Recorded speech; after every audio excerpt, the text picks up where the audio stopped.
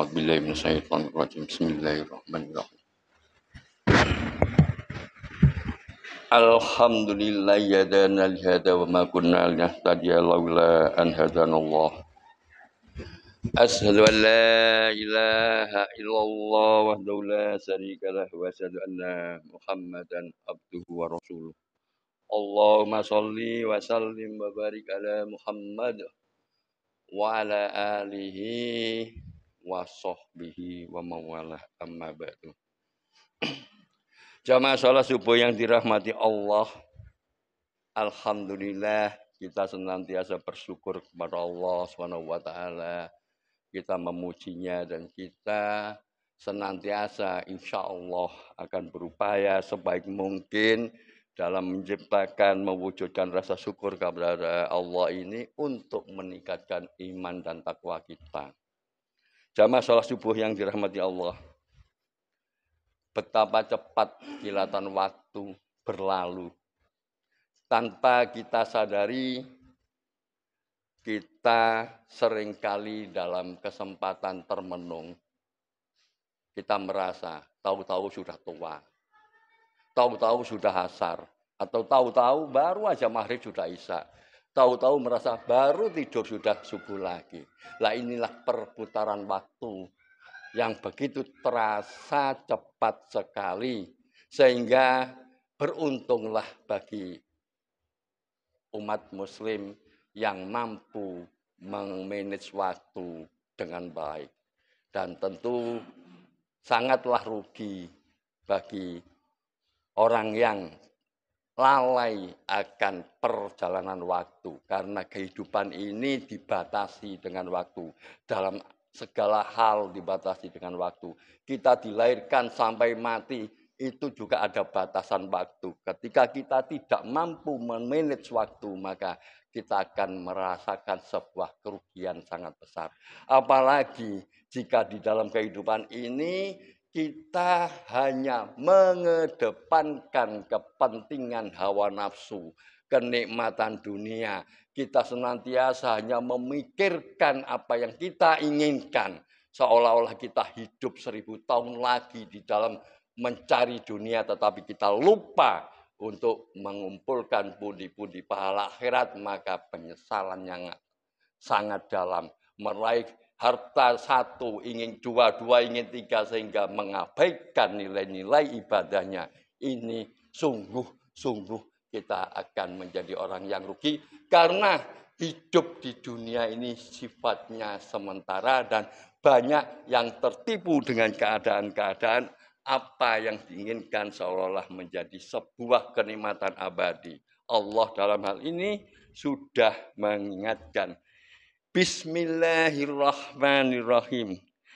Innama hadhil hayatud dunya mata'u wa innal akhirata hiya darul qaror. Sesungguhnya kehidupan dunia ini hanyalah sebuah kesenangan sementara. Dan sesungguhnya akhirat itulah negeri yang kekal. Surat Al-Ghafir ayat 39. Dengan demikian kalau kita di dalam proses kehidupan hanya mengejarkan kenikmatan dunia tanpa berpikir untuk bekal akhirat, pasti kita akan menyesal. Pertanyaannya, loh, lek ngono wong Islam gak usah sugih, penting ibadah tok. Salah. Ini adalah pemikiran yang salah. Orang Islam berusaha sekaya mungkin, karena dengan kekayaan itu mampu melaksanakan syiar Islam dengan baik dan benar, serta mencapai tingkat akurasi dalam tujuan sasaran yang tepat. Mampu membangun masjid yang memenuhi syarat menarik umat, mampu memperhatikan panti asuhan dengan segala fasilitasnya sehingga anak-anak yatim piatu bisa terawat dengan baik, mampu mendengar sekolahan, rumah sakit dan sebagainya. Justru orang Islam harus bekerja, termotivasi untuk mendapatkan karunia Allah kekayaan, namun dengan catatan adalah untuk wasilah menuju surganya. Artinya dalam menginfakkan hartanya harus benar-benar infak fisabilillah. Sehingga di sini harus ada keseimbangan. Bagaimana kita bekerja meraih harta sebanyak-banyaknya dengan memanage waktu untuk mengumpulkan akhirat sebanyak-banyaknya. Sehingga kepemilikan harta bermanfaat untuk kemakmuran umat, sedangkan akhirat untuk bekal kelak dalam menghadap Allah akan mendapatkan balasan surganya. Jadi proses keseimbangan berpikir. Jangan salah. Kalau gitu lebih baik ibadah toh nggak usah bekerja. Biar nanti di akhirat justru tanggung jawabnya salah. Harus ada nilai keseimbangan. Karena Islam itu adalah keseimbangan antara kehidupan dunia dan kehidupan akhirat. Yang sama-sama diperjuangkan. Jamaah sholat subuh yang dirahmati Allah. Sebuah penyesalan, kesia-siaan waktu, pentingnya sebuah waktu. Allah berfirman dalam satu surat, dan surat itu merupakan pedoman hakikat hidup sebagai seorang muslim. Yang tentunya kita biasanya di dalam membacanya kurang memaknai. Oleh karena itu kesempatan hujan rintik-rintik tidak keburu pulang, walaupun agak panjang mungkin masih bisa ngikuti. Yang berkepentingan monggo silahkan. Tapi agar kita punya bekal yang lebih bisa. Saya ingat betul, kebetulan saya SMP-nya Muhammadiyah. Setiap pagi saya sebelum pelajaran disuruh membaca surat ini. Saat masih muda saya tidak tahu maknanya. Saat sudah remaja ketinggalan kesempatan belajar. Saat dewasa terlena dengan kenyamanan dunia tidak pernah menelaah. Justru setelah menjelang usia tua mencoba mentadaburi Al-Quran. Ternyata baru memahami bahwa benar-benar surat ini adalah peringatan keras bagi Allah. Barangkali kita semua sama. Itulah perjalanan rohani. Sehingga kita tidak boleh menjustifikasi orang. Kon biyen ngomong ngono saiki iso dadi ngene, jangan. Karena hidayah bisa muncul di akhir dan husnul khotimah. Lah, yang masih muda sekarang bisa mendapatkan memperoleh tausiah surat semacam ini, jadikanlah pedoman. Suratnya adalah Al-Asr. Seringkali kita mendengar wal asr. Ketika saya masih di SMP bacanya bukan wal asr, wal asri. Itu di SMP. Innal insana lafi khusrin illal ladzina amanu wa amilu sholihati wa tawasau bil haqqi wa tawasau bis sabr. Nah, saya waktu SMP membacanya selalu wal asri innal insana lafi khusrin illal ladzina amanu wa amilu sholihati wa tawasau bil haqqi wa tawasau bis sabr. Surat ini adalah merupakan pedoman hidup bagi seorang muslim. Ya, coba kita cermati. Wal asri, demi masa. Innal insana lafi khusrin. Lafi khusr. Sesungguhnya manusia itu benar-benar dalam kerugian. Allah menciptakan manusia, tapi dikasih tahu, sesungguhnya kamu itu dalam kerugian. Tidak bisa. Illal ladzina amanu wa amilus sholihati wa tawasau bil haqqi wa tawasau bis sabr. Kecuali orang-orang yang beriman dan mengerjakan amal soleh. Dan nasihat menasihati supaya mentaati kebenaran. Dan nasihat menasihati supaya menetapi kesabaran. 3 ayat surat ini. Tapi para ulama berlomba-lomba untuk memberikan wawasan kepada umat Islam penerus berikutnya. Dengan ilmunya yang beliau miliki, beliau tuangkan dalam tulisan sebuah buku agar diperdomani umat Islam, jadi renungan di dalam mempelajari ilmu Al-Quran sebagai pedoman hidup. Salah satunya orang Indonesia yang menetap di Mekah yang bernama Syekh Nawawi Al-Bantani. Karena beliau dari Banten jadi Al-Bantani. Menjelaskan bahwa maksud dari kalimat wal asr adalah bahwa Allah subhanahu wa ta'ala bersumpah dengan masa atau zaman di mana di dalamnya terdapat rangkaian peristiwa kehidupan seperti lapang, sempit, sehat, sakit, kaya dan fakir, senang dan sedih, serta beragam kisah kehidupan yang melingkupi setiap manusia. Dalam menjalani beragam peristiwa dan kisah hidup tersebut, manusia selalu berada dalam kerugian kecuali mereka yang memegang teguh 4 prinsip hidup yang diajarkan Al-Quran yang terdapat dalam surat ini. Apa keempat prinsip hidup tersebut menurut Syekh An-Nawawi Al-Bantani? Yang pertama adalah iman. Yang kedua, amal soleh. Yang ketiga, saling menasihati untuk kebenaran. Yang keempat, saling menasihati untuk kesabaran. Ini menjadikan sebuah pedoman hidup. Karena ini adalah pendapat seorang ulama besar, saya tidak berani mengurangi titik komanya dari terjemahannya. Kita sadar, iman harus selalu dijaga. Iman adalah sebuah hidayah tertinggi dari Allah SWT. Karena tidak semua manusia untuk beriman. Walaupun perintahnya untuk menyembah Allah itu untuk semua manusia. Ya ayuhan nasu budu rabbakumul ladzi khalaqakum wal ladzina min qablikum la'allakum tattaqun. Ya ayuhan nas, bukan ya ayuhal ladzina amanu. Ya ayuhan nasu budu. Wahai manusia, sembahlah Tuhanmu. Rabbakumul ladzi khalaqakum, Tuhanmu yang telah menciptakan kamu. Jadi perintah ini untuk semua orang. Tetapi yang memiliki keimanan hanya insan-insan pilihan yang mendapatkan hidayah Allah. Oleh karena itu kita yang mendapatkan hidayah Allah, jangan sampai lepas iman kita di dada. Jadikan ini adalah sebuah pedoman hidup di dalam berkarakter, berbuat, bertingkah, senantiasa kita bersandar pada keyakinan yang kita miliki. Kita sebagai umat Islam beriman kepada Al-Quran dan Al-Hadis, maka kita laksanakan semaksimal mungkin untuk bisa sepenuhnya, walaupun kita belum mampu, tapi kita berusaha untuk sepenuhnya. Sehingga di dalam surat Al-Baqarah ayat 208 insya Allah.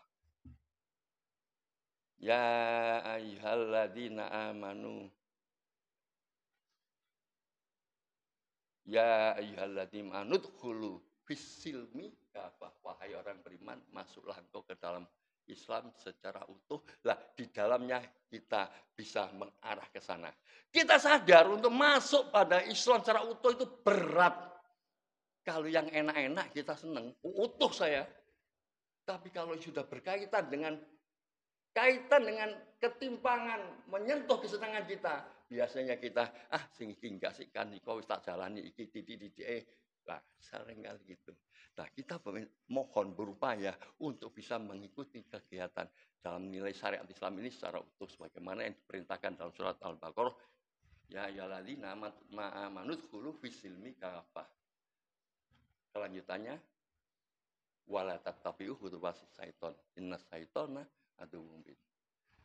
Dan janganlah mengikuti tabiat setan karena setan itu musuh yang nyata bagimu.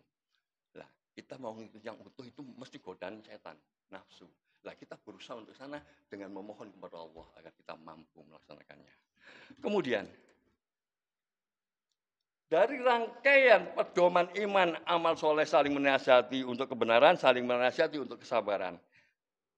Saya menukil pendapat Abdul Karim Al-Khatib menjelaskan bahwa yang dimaksud sebuah kerugian khusr di sini adalah sebuah kesesatan. Artinya, sesuatu yang sudah diberikan oleh Allah petunjuk jelas dari kegelapan menuju terang, benderang. Dari jahiliyah menuju alam yang lebih beradab dan lebih terang benderang, tapi tidak mau mengikuti. Disinilah sehingga dikatakan dia mendapatkan kesesatan karena tidak mau menjadikan pedoman hidup dalam 4 perkara tadi.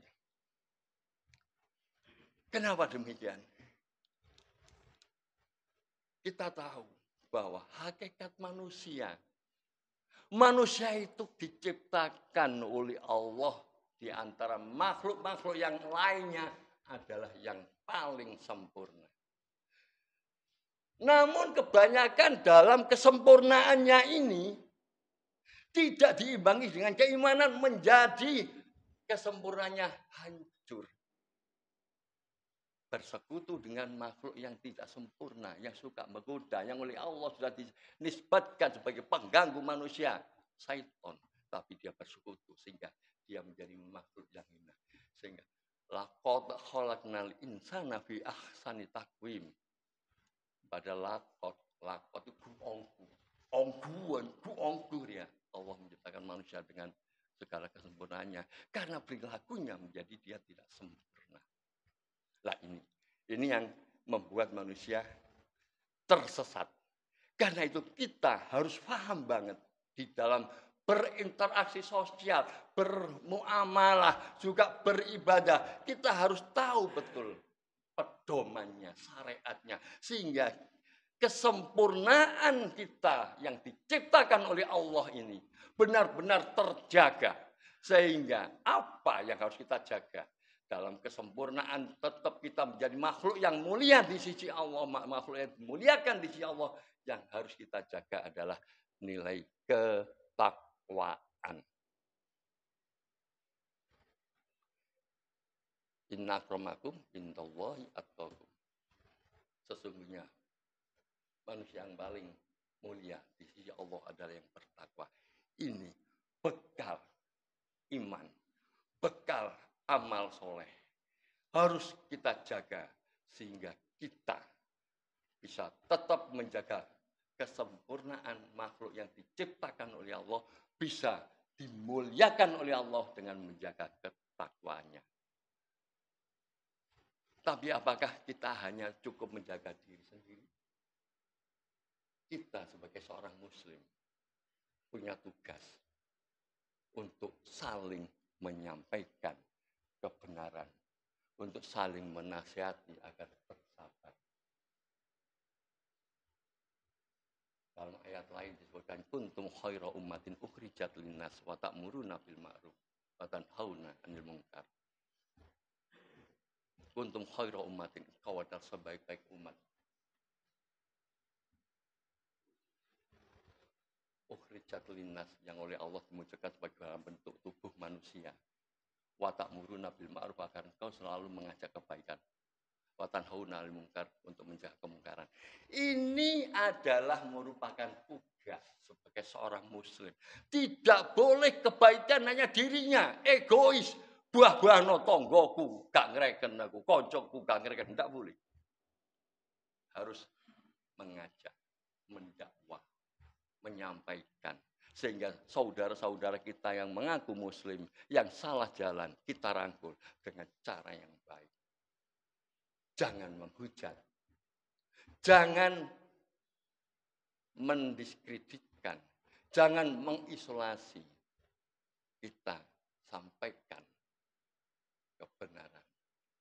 Sampaikan kebenaran. Persoalan mereka ikut tidaknya, Allah sang penentu pemberi hidayah. Kita hanya memberikan peringatan. Tapi kewajiban bagi kita. Oleh karena itulah, yang kedua, kita harus memahami. Karena umat muslim adalah makhluk yang terbaik. Umat yang terbaik. Dan muslim ini adalah yang agama rahmatan lil alamin. Maka sungguh sangat ironis saya berbicara belak-belakan. Jika mengaku imannya sudah tinggi, ibadahnya baik, tapi tidak tercermin dalam perilaku kesehariannya. Contoh konkret kecil gini aja. Bersalaman dengan sahabatnya. Di dalam hadis Rasul kita bersalaman. Menatap dengan pandangan santun. Dan jangan melepas salaman sebelum yang disalami melepasnya.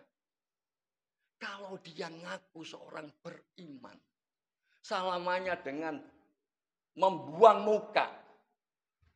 maka diragukan keimanannya. Demikian pula mengaku beriman, rajin beribadah ke masjid 5 waktu dengan tetangga enggak wawuh. Apa enggak wawuh? Nopo Pak Samsul enggak wawuh Pak Samsul? Ndak akrab. Ngerasani, bahkan menutup jalan dan sebagainya sebagai kesulitan tetangganya atau mengganggu tetangganya. Ini pun bukan cermin sebagai masyarakat beriman. Belumlah beriman, belumlah beriman, belumlah beriman jika masih belum berbaik dengan tetangganya. Jadi Islam menjadikan rahmatan lil alamin.